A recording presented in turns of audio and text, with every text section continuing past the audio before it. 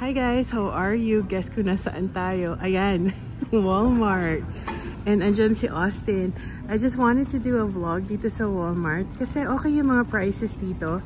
And tingnan natin kung meron na silang mga Christmas na mga decorations. So sabi ko gusto ko kayong dalhin dito para makita nyo kung ano yung laman. So tara, let's go in. At saka yung sa mga mahilig mag-bargain shopping, magugustuhan nyo dito.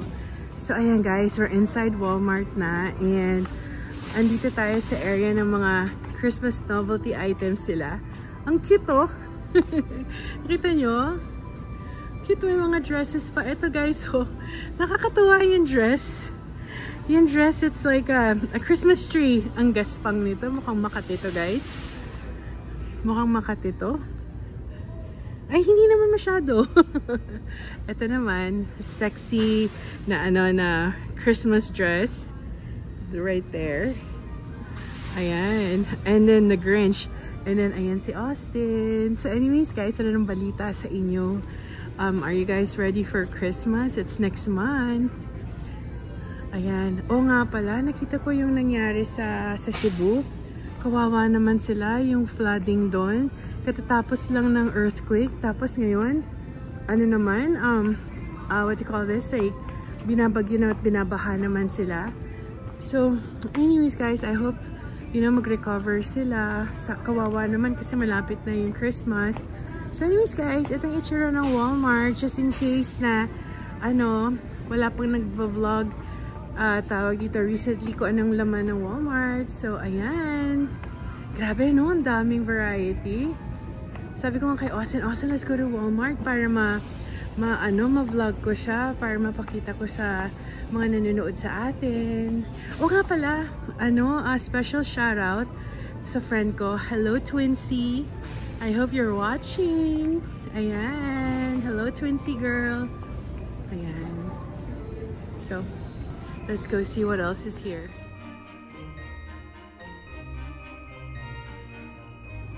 So guys, andito ngayon tayo sa aisle ng mga chocolates and I just wanted to show you yung mga price. Grabe, nagmahala na rin talaga yung mga presyo ng mga chocolates, compared to a few years ago. Ayan yung mga prices nila. Nagmahal na Austin, compared to before. Which one is that? Ayan, favorite ni Austin yan. You want one? So, ayan guys. I just wanted to show you yung mga presyuhan ngayon ng mga chocolates dito. So, yung mga uuwi sa Philippines, usually dito bibili. Pero mag-aantay yan ng mga after Halloween or after Christmas para you get good deals. Ayan. Ayan yung itsura guys. Grabe, isang buong aisle. Ang daming assorted ng mga chocolates. So, hanggang dun sa dulo. Let me go show you. Ayan. Grabe. Ang daming variety. Ito. Last, tawag dito. Yung last a week ko, marami akong dalang ganyan.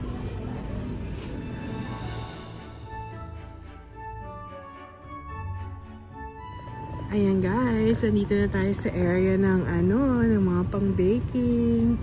Ayan. Nakakatuwa siya tignan. Ayan yung mga yung mga toppers for your cupcakes and your cakes.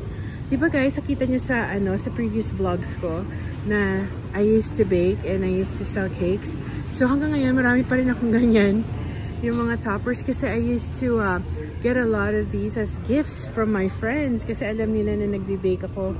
So ayan yung mga molds na yan. Oh my goodness, ang dami ko. Na andun sa tawag na sa cabinet. So ayan, just wanted to show you. Ayan, Christmas na Christmas na. Ito yung mga gifts, right there. Ito yung para sa harapan ng bahay. Oh my gosh, guys! Ay, nako, nakakatuwa talaga. Yung mga mahilig mag-shopping dyan. My goodness, ano to? $4 yung mga cookies. And punong-puno pa siya, guys. Hindi pa siya na-pick over ng mga tao. Kasi, diba katatapos lang ng Halloween? So, ito naman yung stock nila, which is yung mga Christmas. Grabe guys, ang dami. Nakakatawa tingnan. They're so colorful. Tapos pupunta tayo doon. Tapos I think they're still stocking. So yun yung mga gingerbread houses. Tapos ito yung panregalo mo na yung may hard salami, may cheese. Tapos ito naman, dun sa mga kakilala mo na mahilig sa mga cookies and chocolates. Ang maganda dito kasi, meron siyang container. Ayan. Tapos ayan pa sa taas, oh. Oh my goodness. As you guys can tell, na-excite ako. Talagang mahilig kasi ako tawag dito, I just love Christmas. Siya, gusto ko guys nakakakita ng mga ganitong packaging. Ang saya, no? Ay, nako. Pati yung mga ganyan, no?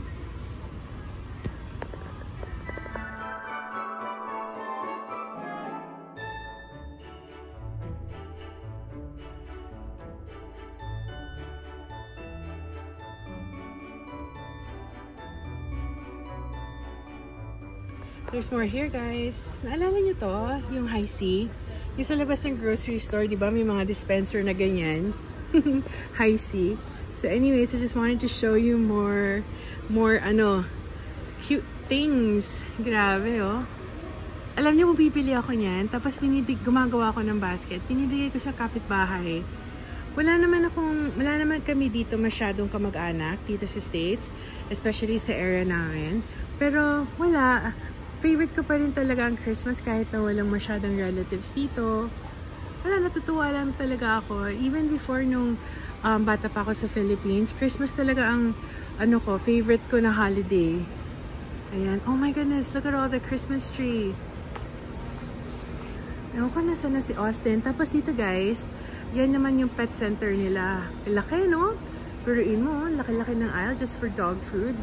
Dalawang aisle yan. Tapos dog accessories, more dog stuff, and then dalawang aisle para yun naman sa sa pusa. So ayan, tutur ko kayo dito. Oh my gosh, novelty items guys na na tawag dito na ornaments for your tree. There's KFC, there's Pringles, Doritos, Sour Patch. Nakakatuwa. Oh my gosh, pati ranch dressing. Ayan. Pakita ko lang sa inyo.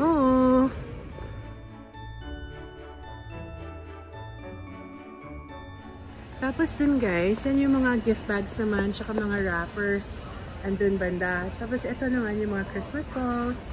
Pati more gifts. Ito mostly gifts sa mga babae. Ito yung mga body washes, mga perfumes, tsaka more ornaments and mga Christmas accessories. And then they have all these like beautiful na mga gift wrappers right there. At saka mga bows. Ayan. And then, sino to? Ayan, si Austin. Ano masasabi mo, Austin, sa mga decorations? Ang dami na, no? They're still unloading.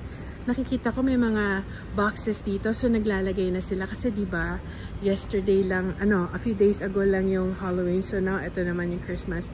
Guys, so, ang cute-cute. My goodness, ito yung mga gusto ko. Kasi di ba nagbibake ako? I like this. Oh my gosh. Mukha siyang cookies. Ay, nako. Karen, ewan ko sa'yo. Kaya sabi ko kay Austin, dalhin mo nga ako sa Walmart. Let's see kung ano yung mga decorations that they have out. Kasi pag nakikita ko to guys, sumasaya talaga ako. It doesn't necessarily mean na kailangan bilhin mo, diba? Pero just nakikita mo lang yung mga pretty things like this. Wala, nakakatawa. Tsaka yung the thought na, Christmas. Ayan, guys. And you know what? Most likely, karamihan dito, gawa to sa, China, Vietnam, and Philippines. So, nakikita niyo ba to sa Philippines? Itong mga ornaments na to? Or for import lang talaga siya? Ayan. Oh my gosh! Pero kayo, di ba, nauna na kayo mag-Christmas. September pa lang, Christmas sa inyo. So, ngayon sa amin, ngayon pa lang. Ayan, guys. I just wanted to show you. Ayan. So anyways, thank you for for watching and for coming with me. I just wanted to show you kung anong itsura ng Walmart ngayon dito. So ayan. Ikot tayo dito. Ito naman yung mga bows. Ayan. Guys, tinuro sa akin ni Austin, there's more pa daw here, oh. So let's see. Let's check it out. Ito yung garden section nila. Pero, oh my goodness. Ang dami-dami.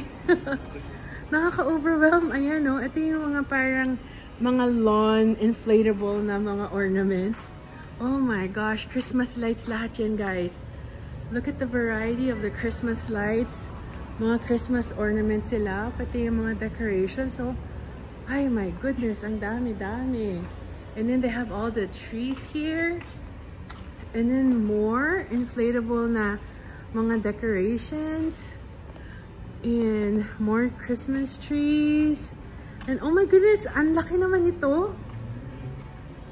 Kakasya kaya sa, sa bahay ng ano yan. Oh my goodness, that's huge na horse. And then ang ganda ng tree, oh. Mukha siya talagang parang totoo na may ano, na may snow. So, tinanggal nila yung, usually guys, ano to, yung area to ng mga halaman. Pero since magwi-winter na, actually fall. So, malamig na. So, wala na yung mga halaman. So, seasonal stuff ang nakalagay dito. Right there. So, ayan pa oh. Mga plastic ornaments naman for the house. Oh my gosh, look! Hello Kitty! Tapos may mga fake na ano, tawag dito, na candy canes. Ayan yung Hello Kitty guys oh. Ayan, lalaki ng mga Christmas bulbs and reindeers. So anyways guys, I just wanted to show you kung anong itsura ng Walmart, especially ngayon na holiday. So, wala, nakakatuwa lang talaga, no? Makita mo itong mga ornaments dito. Ayan, ayan si Austin. Austin, thank you for taking me here. May work yan tomorrow. Ako, I just got out of work. First sabi ko, Austin, dalhin mo ako sa Walmart para mapakita ko sa kanila kung anong laman ngayon. Kasi especially marami tayong viewers na gusto ninyo, di ba? Yung mga good deals, yung mga ano, yung mga discounts. So, eto ngayon yung presyo. It's not that expensive. Pero guys, ang maganda dito, like yung after Christmas sale, my goodness, minsan 70% off pa eh. Pero by that time, wala na itong mga Christmas trees. Ayan.